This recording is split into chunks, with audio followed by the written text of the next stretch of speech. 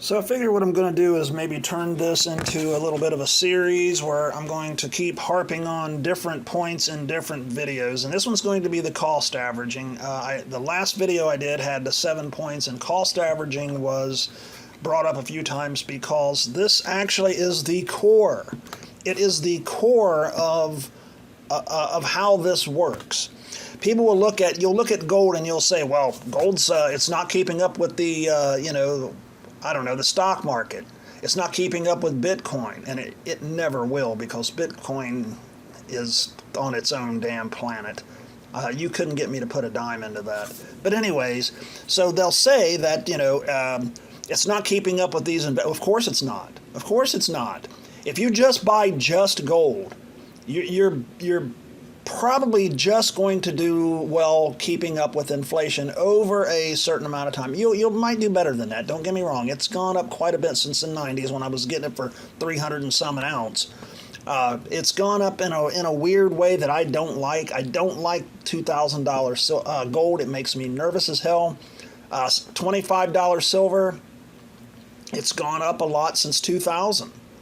It makes me nervous, and the only reason that you don't have to get too twitchy is because you have to look at the production costs, because they're constantly, every year they're mining the metals, right? That production cost is very key, because if it costs them, say it costs $10 or $15 an ounce to mine silver, well, that's your floor. So you know where the floor is, so you kind of get an indication of where it's okay to put money into it, as long as you understand where the floor is at.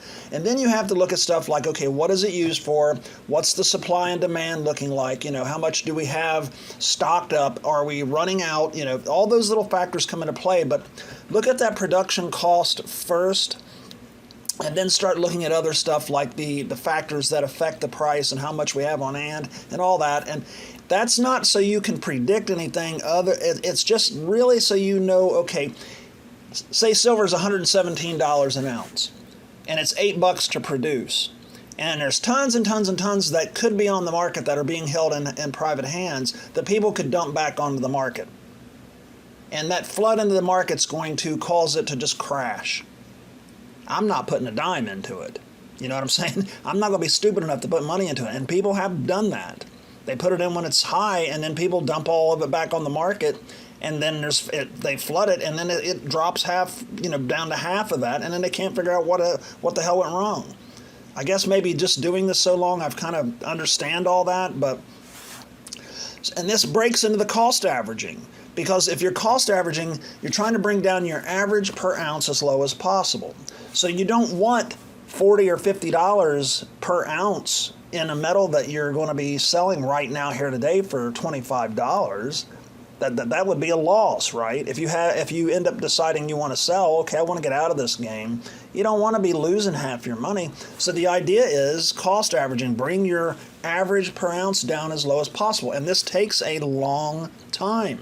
I was talking about it's a game of decades. Cost averaging, it doesn't happen overnight, because you're looking for those dips.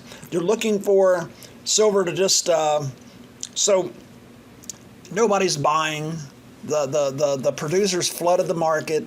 People out there sold a bunch of it. Like, I guess now they're selling silver. So I'm not saying that silver is going to go down. But what I'm saying is that there's a lot of indication right now. I've seen a lot of videos and a lot of comments about people that nobody's buying it because people have dumped it onto the market. And I don't think that that's entirely true, because I could take mine every ounce I got up to my shop right now and they would buy it without question. So I don't know how true this is. What I know is that the word is that people are selling silver. They're getting out of it, they're selling it, or whatever. That might have the effect of either stagnating the price, which is great, or driving the price down, which is better. Why? Why do I want my silver to be worth less? Because silver is not worth anything. Silver is worth silver. Silver is worth what we say it's worth. A dollar bill is not worth anything. It's a piece of paper. A piece of silver is a piece of silver. It has no real value. Water has value because I need it to live. Food has value. I need it to live. Shelter has value. You see what I'm saying? There's things that have actual value because we have to have these to survive. I don't have to have silver to survive. I don't need the cell phone. Man survived without using silver to survive forever and a day. It just is in the last, the age of technology where we're using it for metal contacts, electrical contacts, that it actually is kind of needed to survive, I guess, in this day and age because we're not self-sufficient anymore. So when you're looking at value of things, you have to keep everything in perspective. The reason why this is important is they print a bunch of dollars. They keep printing dollars. They keep printing dollars. And all of a sudden, our perception of the dollar is like, this dollar is not worth so much because we have so many of them that it cheapens them, right? If the market is flooded with silver because everybody dumped it, it's not actually going to be, it has the net effect of making it not worth as much. And now the dealers are just like, oh my God, somebody come and take this. I got to pay my bills. I got to pay my electric bill. I've got to pay my overhead here. I have to get rid of the silver. I've got to sell it to somebody. So the price starts coming down. And when it does, that's when you buy. You buy more. Because the one thing about these metals, and I've been watching this for 39 years now, 39 years this year, what goes down must come up. It will go back up. Because what will happen is there'll be a war breakout in the Middle East. Hello. Or Putin will invade Ukraine. Hello. Or somebody will say the economy's going to crash. You better go get invested in silver and gold. Hello. And that will have the net effect of driving the price up because people will go out and start buying it like crazy and the price will go back up. It's a commodity. Sadly, no, I'm going to retract that. It's not sad. Silver and gold were money forever. They're not anymore. Now gold, there's a lot of countries that are using it as a reserve metal, in my opinion, and while we're not on the gold standard, it still has the effect of kind of almost being on a gold standard when countries are holding gold out for financial reasons, right? It's not the same, but it's kind of got that creepy kind of a gold standard feeling to it. Silver, on the other hand, it's used for all kinds of technical shit, electrical shit. It's antimicrobial, so they're using it in different applications. I hear that they make countertops with it. I've heard that they were going to start putting it into milk cartons. I seriously doubt that one's going to happen, but whatever, if it hasn't already. Because it kills the bacteria, makes the milk last longer, blah, blah, blah, blah, blah. So, you have a situation where it's got a lot of industrial uses, which makes it a commodity, like pork bellies. Pork bellies are what? It's food. It gets eaten. It gets used. So that if there's not enough, the price will go up. If there's too many, the price will go down. It's the same kind of thing with silver. It's a commodity. Same thing with palladium and rhodium and platinum. Gold, not so much. I know people want to kind of maybe think that, but gold is almost more like money because of the government interest in it, which makes me twitchy. I don't like government interested in my money making schemes here, because they have a tendency to fuck things up when they get involved. I'm sorry. So anyways, silver is a commodity. It's purchased for industrial uses, and then we hold on to it because we look at it like money, but that's not really a good way to look at it, because money usually has a set value that degrades over time because of people wanting raises. People want to raise, and so somebody's overhead goes up, and so they got to jack up the price of the product they're making to pay the guy's raise, and now the price goes up, and now that silver coin that I got buys a little bit less than it did last year. That's going to happen. People say that we didn't used to have inflation. Bullshit. If you want to raise, we're going to have some kind of inflation of prices at the at the grocery store, at the hardware store, because overhead has to be paid. Period. It's total of fabric imagination to think that if we were using silver and gold for money, that the prices would not get inflated over time. They would. Period.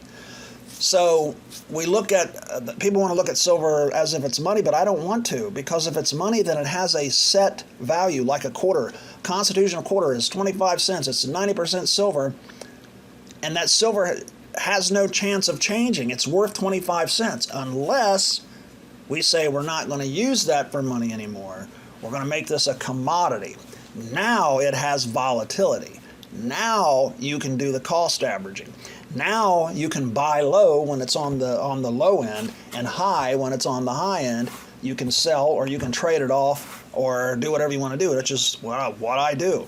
So I bought platinum here recently for $850 an ounce. I paid a $100 premium. I've got $950 in it. When I did that, I brought down the average of the platinum that I already had that I paid. I paid more than that for it. I don't know the exact dollar amount, but the 850 was as low as I've gotten it in a while. I got out of platinum for a little while. Actually used it. The price was up, and I made some money on it, and I bought a car with it. I bought a van with it. With what I had, plus some extra. I had some extra left over that I've still got in there, but you know what I mean. It gets used. You use it for stuff when you know you're going to be making on it, when you're coming out ahead. Sometimes you use it for things. It's one of the only times where I took metals and let them go and didn't get more metals. But I wanted this van, and I didn't want to take cash out of the bank. You know what I mean? It's just stuff like that. By and large, what I do is the cost averaging, so the cost averaging doesn't have to just be with silver, though, either. So check it out. So I bought rhodium for under $1,000 an ounce. We'll call it $1,000. I buy the rhodium for $1,000 an ounce. It goes up to $26,000 an ounce. I take that. It's worth 26 times more than it was when I got it in 2015. You take that, you sell it, or you don't sell it, but you swap it out for silver, which has the net effect of cost averaging. Even though it was with a different metal, I came out way ahead, and now I've got this silver that I technically paid. So if you run the numbers, you've now got $25,000 worth of silver that you technically paid $1,000 for when you bought the rhodium. You see what I'm saying? If you play these metals off each other, you can actually come out ahead even better with the cost averaging, trying to get the lowest. Cost averaging is simply trying to get the lowest price, the lowest investment, the lowest per ounce investment that you can get over a period of time. And as far as I know, all silver stackers do this that are in it for the silver value itself. Now, you might have a silver stacker that's just in it for the pretty silver. I don't know what they do. I don't care what they do. I'm in it to have the cheapest stack of silver that I can have. The least amount of investment, the most amount of metal for the least amount of money that I've invested per ounce. That's what I'm interested in. Because then when I go to sell, or go to trade, it's just like with the rhodium. I take it, I buy it at $1,000, it goes up to $26,000. Then you could actually get your cash back out of it. So you take a $1,000 piece of metal, you get $26,000 out of it. And at that point in time, the guy that I bought it off of, he was just like, yeah, sell me anything you got because I've got buyers lined up. You know what I mean? So cost averaging, it's just something that you need to learn so that you can have the most amount of metals for the least amount of fiat investment. And that is how we play this game over the long haul. That's why we say it's a long game. Don't get in this to get rich quick. This is a long game. You're going to be in it for a long time. If you don't have the time and patience, then buy a lottery ticket or get into something else. It really is not your thing. If that's the case, then that's okay. But just don't waste your time if you don't think you can do it. Y'all have a great day.